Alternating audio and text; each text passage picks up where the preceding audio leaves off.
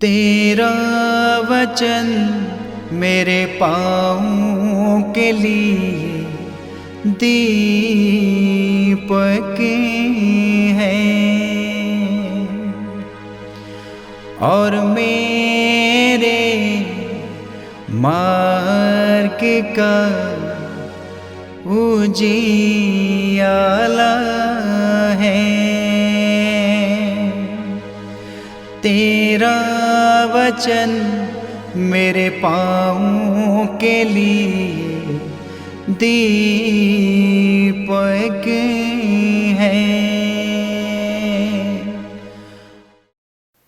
7 अगस्त पहला पाठ प्रज्ञा ग्रंथ अध्याय 18 पद संख्या 6 से 9। उस रात के विषय में हमारे पूर्वजों को पहले से इसलिए बताया गया था कि वे यह जानकर हिम्मत बांधें कि हमने किस प्रकार की शपथों पर विश्वास किया है।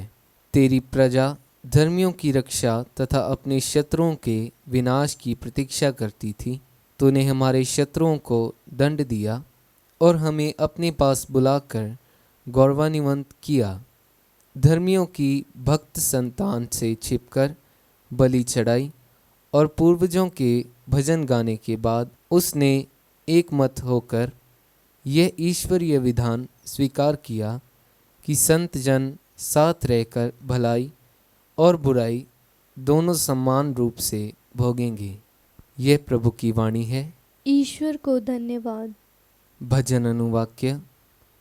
धन्य है वे राष्ट्र जिसे प्रभु ने अपनी प्रजा बना लिया है।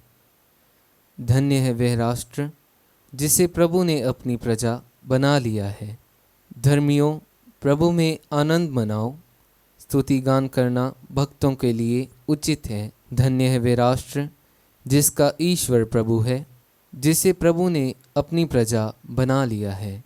अनुवाक्य। धन्य है वह राष्ट्र जिसे प्रभु ने अपनी प्रजा बना लिया है। प्रभु की दृष्टि अपने भक्तों पर बनी रहती है, उन पर जो उसकी कृपा से यह आशा करते हैं कि वे उन्हें मृत्यु से बचाएगा और अकाल के समय उनका पोषण करेगा। अनुवाक्य। धन्य है वह राष्ट्र जिसे प्रभु ने अपनी प्रजा बना लिया है। हम प्रभु की राह देखते रहते हैं, वही हमारा सहायक और रक्षक है। हम उसकी सेवा करते हुए आनंदित हैं। हमें उसके पवित्र नाम का भरोसा है।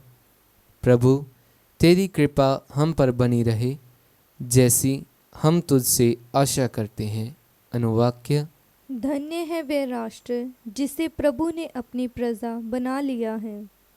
दूसरा पाठ इब्रानियों के नाम पत्र अध्याय 11 पद संख्या 1 से 2, 8 से 19। विश्वास उन बातों की स्थिर प्रतीक्षा है जिनकी हम आशा करते हैं, उन वस्तुओं के अस्तित्व के विषय में दंड धारना है जिन्हें हम नहीं देखते। विश्वास के कारण हमारे पूर्वज ईश्वर कृपा पात्र बने। विश्वास के कारण इब्राहिम ने ईश्वर का बुलावा स्वीकार किया और ये न जानते हुए भी कि वे कहाँ जा रहे हैं, उन्होंने उस देश के लिए प्रस्थान किया जिनका वे उत्तराधिकारी बनने वाले थे। विश्वास के कारण वे परदेसी की तरह प्रतिज्ञात देश में बस गए और वहाँ इसहाक तथा याकूब के साथ, जो एक ही प्रतीक्षा के उत्तराधिकारी थे, तंबुओं में रहने लगे। इब्राहिम ने ऐसा किया क्योंकि वह उस पक्की नींव वाले नगर की प्रतीक्षा में थे जिनका वास्तुकार तथा निम्रता ईश्वर है। विश्वास के कारण उम्र ढंढ जाने पर भी सारा गर्भवती हो सकी, क्योंकि उनका विचार यह था कि जिसने प्रतीक्षा की है वह सच्चा है, और इसलिए एक मरण मात्र व्यक्ति से एक उत्पत्र हुआ जो आकाश के तारों की तरह असंख्य हैं और सागर तट के बालू के कणों की तरह अनगिनत हैं। प्रतिज्ञा का फल पाए बिना वे सब विश्वास करते हुए मर गए। उन्होंने उस दूर से देखा और उसका स्वागत किया। वे अपने को पृथ्वी पर परदेसी की तरह प्रवासी मानते थे।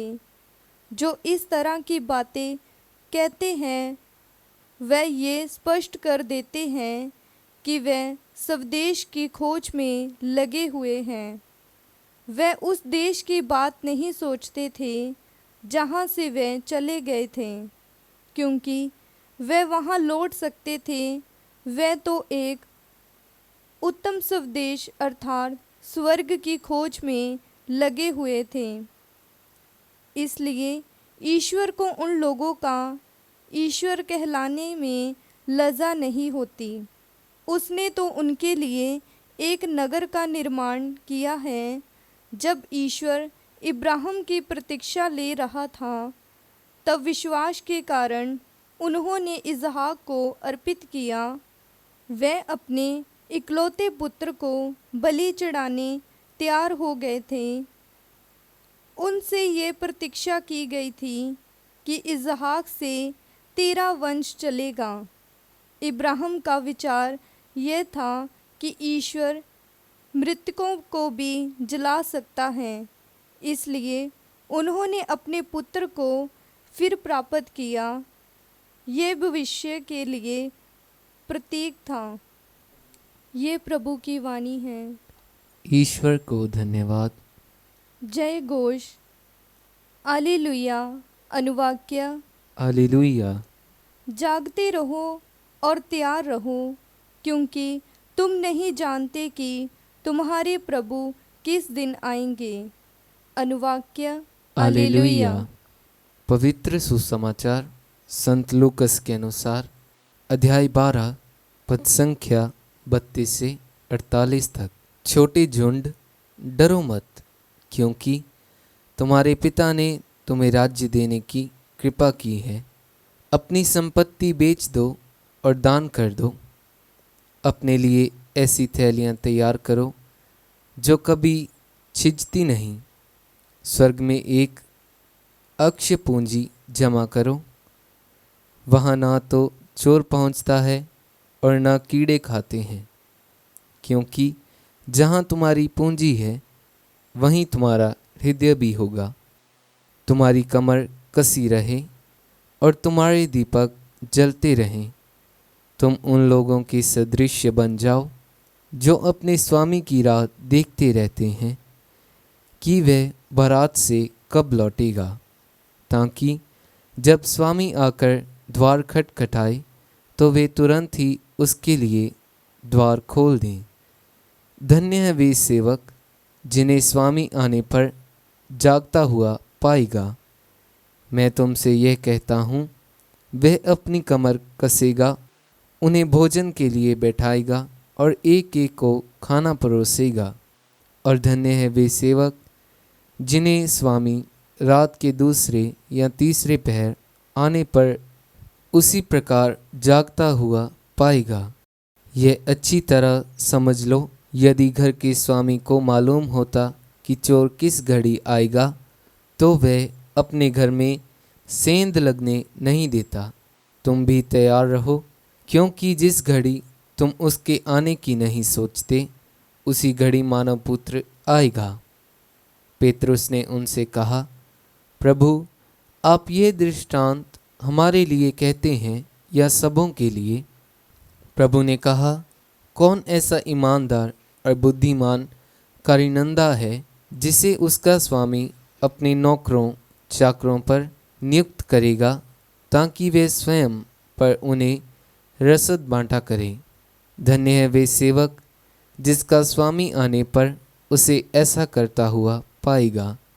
मैं तुमसे यह कहता हूँ, वह उसे अपनी सारी संपत्ति पर नियुक्त करेगा।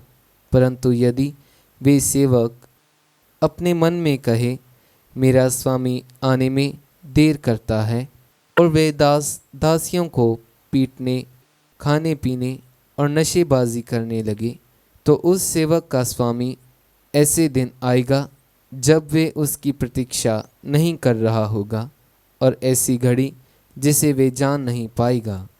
तब स्वामी उसे कोड़े लगवाएगा, विश्वासघातियों का दंड देगा। अपने स्वामी की इच्छा जानकर भी जिस सेवक ने कुछ तैयार नहीं किया और न उसकी इच्छा के अनुसार काम किया, वह बहुत मार खाएगा। जिसने अनजाने ही मार खाने का काम किया, वह थोड़ी मार खाएगा। जिसे बहुत दिया गया है उससे बहुत मांगा जाएगा, और जिसे बहुत सौंपा गया है उससे अधिक मांगा जाएगा। यह प्रभु का पवित्र सुसमाचार है। क्रिस्त की जय।